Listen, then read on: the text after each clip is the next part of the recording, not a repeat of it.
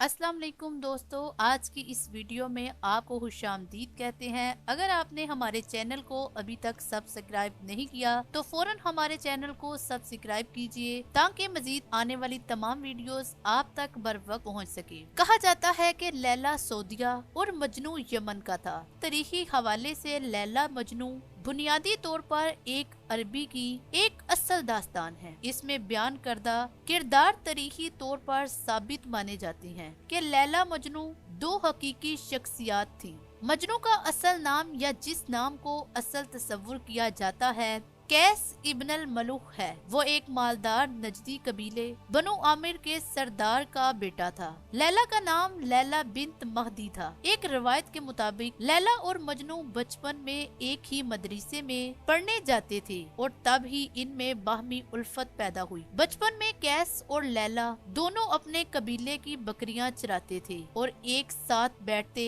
आपस में बातें करते। मजनू की तवज्जो तालीम की बजाय लैला की तरफ रहती, जिस पर उस्ताद से उसे अक्सर सजा मिलती, मगर उस्ताद की छड़ी मजनू के हाथों पर पड़ती और इसका दर्द लैला के दिल पर होता। जब उस्ताद ने ये बात देखी तो उसने लैला और मजनू के घर वालों को ये बात बता दी, जिस पर लैला के मदरसे जाने और घर से बाहर निकलने पर पाबंदी लग गई। एक दिन फिर मजनू की नजर लैला पर पड़ गई और बचपन का इश्क दोबारा ताज़ा हो गया। मजनू ने लैला का हाथ मांगा, मगर लैला के बाप ने इस बात से इनकार कर दिया। लैला का भाई तबरेज मजनू को मारने की कोशिश करता रहा, मगर मजनू इसको कत्ल कर देता है, जिस पर मजनू को सरेआम मोहब्बत का इजहार करने और लैला के भाई को मारने पर संसार करने की सजा सुनाई गई। कुछ कहानियों में तबरेज के कत्ल का किस्सा असल नहीं बल्कि रिश्ता देने से इनकार किया जाता है और कुछ अरसे बाद लैला की शादी किसी दूसरे के साथ कर दी जाती है, जिस पर कैस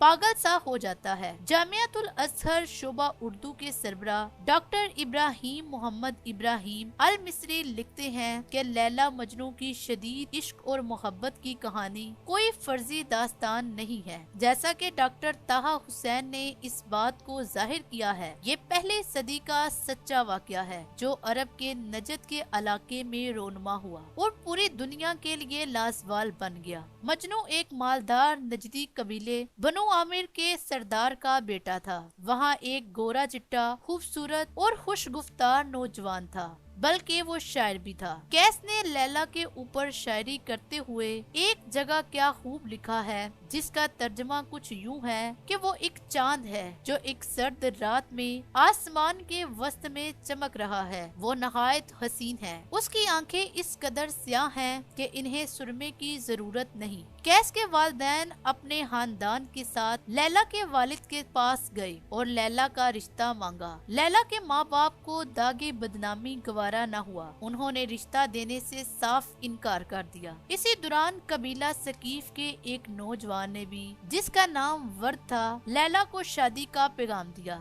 लैला के वालिदैन ने ये रिश्ता कबूल कर लिया। जब कैस को इस बात का इल्म हुआ तो वो इस कदर मस्तरिब हुआ कि वो बीमार हो गया। उसके वालिदैन ने चाहा कि वो अपने कबीले की किसी और खूबसूरत लड़की से इसके शादी कर दे, मगर अब कैस लैला की मोहब्बत में इतनी दूर निकल गया कि वापसी मुमकिन न थी। आहिस्ता आहिस्ता कैस की हालत कुछ यूं हो गई कि उसे अपने तन बदन का होश न रहा। लोगों ने कैस के बाप को मशवरा दिया कि वो इसे मक्का ले जाएं और बैतुल्लाह की पनाह में अल्लाह से दुआ मांगे। कैस का बाप इसे लेकर मक्का गया और हरम शरीफ में इससे कहा कि गुलाफे काबा से लिपट कर लैला और इसकी मोहब्बत से निजात की दुआ मांगे। इसके जवाब में जब कैस ने ये दुआ मांगी और कहा कि ए अल्लाह मुझे लैला और इसकी कुर्बत अता फरमा, तो उसका बाप कैस को वापस ले आया। रास्ते में उसने एक जगह पहाड़ी पर अपने आप को गिराने की कोशिश की,